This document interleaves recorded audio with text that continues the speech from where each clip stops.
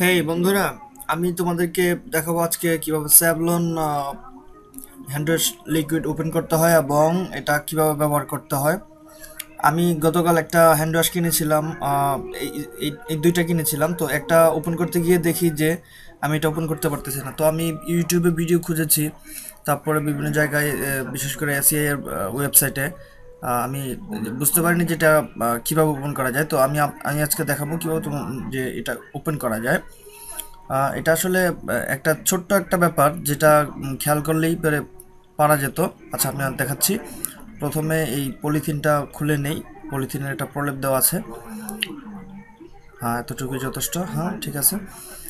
এখন এটা হচ্ছে ওপেন করার জন্য এটা মূল সিপি এটা।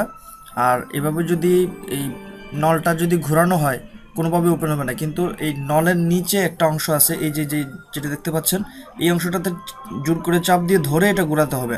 আর নয়তো এটা নিচের অংশটা সহ ঘুরে যাবে আর ওপেন এটা কাজ করবে না। এটা ওপেন না হলে আর এটা নিচে নেওয়া যাবে না।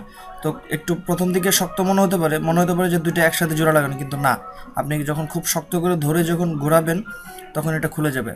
এখন আপনি যে কোনোভাবে টিউবওয়েলের মতো আপনি লিকুইড আপনি নিতে পারবেন। আচ্ছা, আমি দেখাচ্ছি।